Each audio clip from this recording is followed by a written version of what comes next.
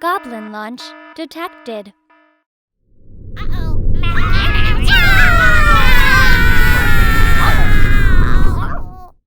Hey gang! Using the promo code MTGMudsta, all caps, will get you 10% off any order over $10 at Flipside Gaming. It'll also get you 10% off any orders of singles at Multizone. And it'll get you 10% off most products at Original Magic Art, with the exceptions of some paintings.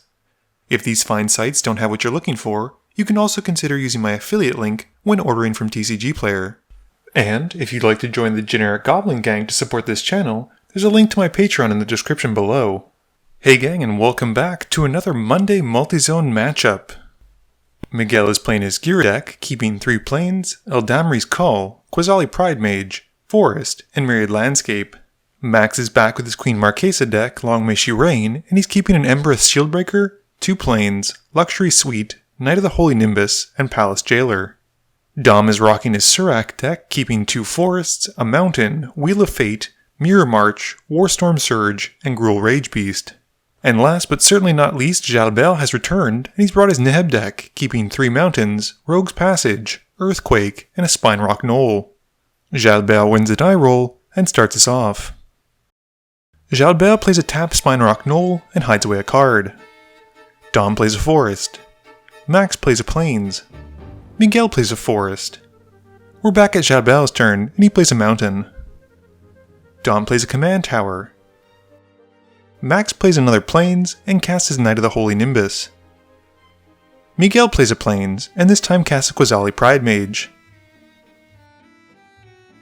Jalbel plays a mountain, and passes. Dom plays a mountain, also passing. Max plays a Luxury Suite, which comes in untapped because he has 2 or more opponents in the game. He then heads to combat, hitting Jalbel for 2 with the Knight of Holy Nimbus. In his post-combat main phase, he tutors for a card by casting Demonic Tutor. Miguel plays a tap Myriad Landscape, and attacks Jalbel so ferociously for 3 that it shakes the tripod. Jalbel plays another mountain, and passes. Dom plays another forest for turn, and pays all of his mana for a Pyrohemia.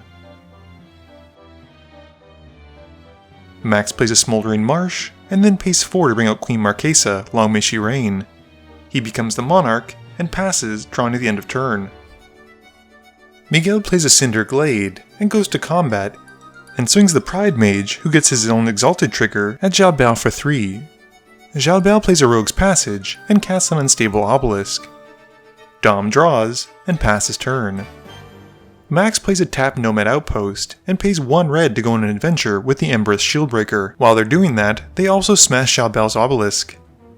Max then casts a Shieldbreaker, and passes, drawing at the end of turn.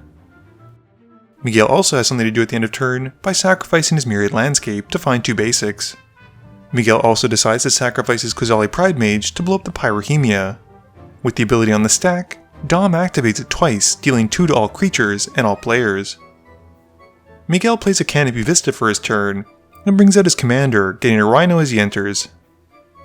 Jalbel plays a mountain for turn, and casts Neheb. Dom plays an island for the turn, and casts Clever Impersonator as a copy of Neheb. He then plays the Birds of Paradise, and passes. Max plays a Battlefield Forge, and pays 4 to cast the Legacy All-Star, Palace Jailer. It enters, and exiles Neheb, as Max is the Monarch. Max then passes, drawing at the end of turn. Miguel casts Eldamri's Call to find a creature card and put it to hand. He grabs a Heartpiercer Manticore, and then plays a forest. Moving to combat, Miguel swings his commander at Jalbel, which lets him populate his Rhino token tapped and attacking. This deals 6 damage. Miguel then casts a Helm of the Host, and passes. Jalbel untaps and draws, casting a tap Fire Diamond in his main phase before passing to Dom. Dom hits Jalbel with the clone Neheb, and moves to his second main phase, gaining 4 red mana. There's a small skip in the footage here unfortunately, but Dom does cast a Regal Behemoth, becoming the Monarch, and is then able to cast a Gruul Ragebeast. The beast comes in, and fights Ghired, taking out Miguel's commander. Dom then moves to his end step, drawing and passing. Max makes an Assassin token on his upkeep with Marchesa's ability. He plays a mountain for a turn, and goes to combat. He swings the Assassin at Dom, who lets it go through, taking the 1, and Max becomes the Monarch again. He then placed Thalia's Lancers in his post-combat main phase, and tutors for Olivia mobilized for war. Miguel plays a Plains and goes to combat. He swings a Rhino at Dom, who takes the hit, and in his second main phase, Miguel casts Ghired again, gaining another Rhino as he enters, and passing turn.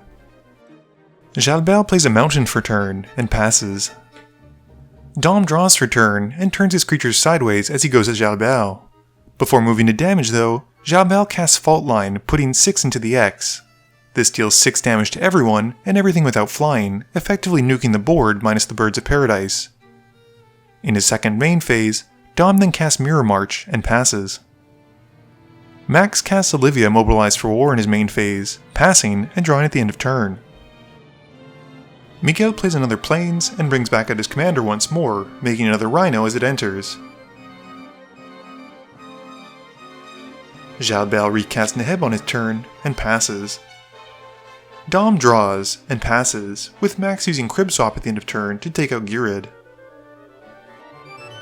Max plays out a Protector of the Crown, becoming the Monarch again, although he already was, and he responds to Olivia's ability by discarding Hakon. This gives the Protector a +1/+1 counter and haste until end of turn. Moving to combat, Olivia hits Miguel for 3, and he passes, drawing at the end of turn. Miguel plays a Temple Garden, taking 2 to have it come in untapped. He puts the helm onto his Rhino token, and moving to combat, makes a token copy of it and swings both Rhinos at Jalbert. Jalbert, ever the one to live dangerously, just takes the hit. In his second main phase, Miguel casts Shamanic Revelation, drawing 3 cards and gaining 8 life. Jalbert starts his turn by paying 6 for an Earthquake, which deals 5 to all creatures and all players.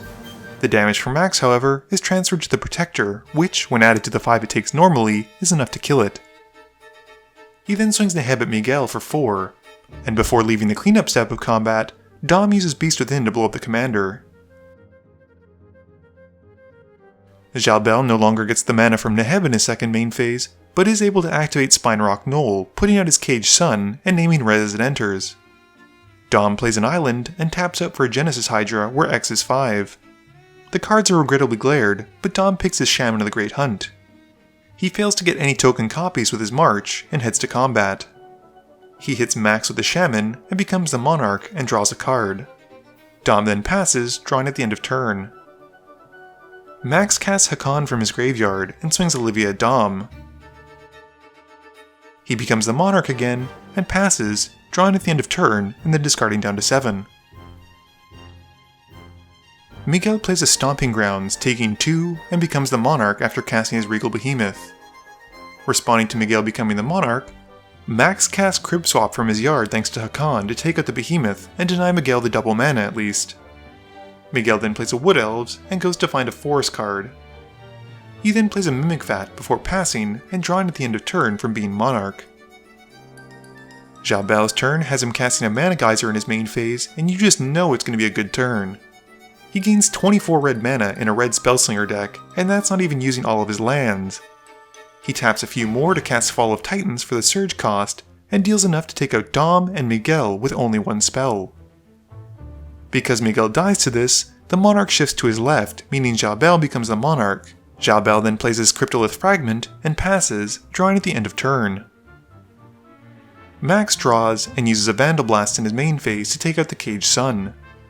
He then plays a gamble and goes to find a card from his library. He randomly discards a Knight Exemplar after Jalbert rolls a d8, and with nothing else, Max passes. Jalbert draws and casts Burn from Within, targeting Hakon. Responding to the targeting, Max casts Nameless Inversion and also targets Hakon, killing the knight before the burn can exile it instead. Jalbert then casts Crater's Claw, paying 3 into the X to take out Olivia, and then passes turn. Max recasts Hakon from his graveyard, and then Olivia mobilized for war. He casts Curry Favor, the adventure half of Smitten Swordmaster, and with enough knights out on the field, is able to take Jalbert out.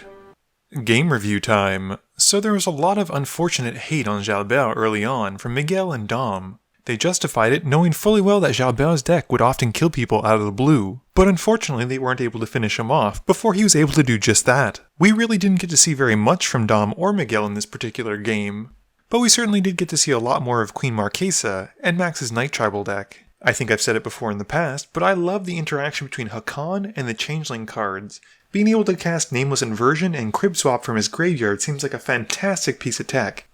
We also saw that Jalbel really didn't let the early game hate keep him from doing what he wanted to do.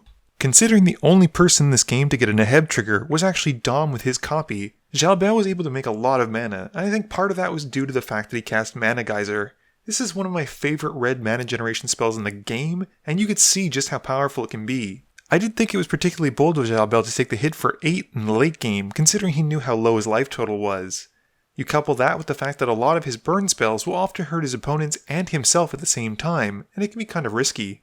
Please be sure to tune in every Monday and Thursday at 11 AM Eastern Standard Time for a guaranteed new video. You can also follow me on Twitter at MTGMudsta. You can find me on Facebook at facebook.com/mtgmudsta. And lastly, you can check me out when I stream at twitch.tv/mtgmudsta. This video is brought to you in support by my patrons. If you're looking for a way to help out the channel, please be sure to visit the link below. Thank you all for watching this video, and don't forget, friends are just opponents you haven't eliminated yet.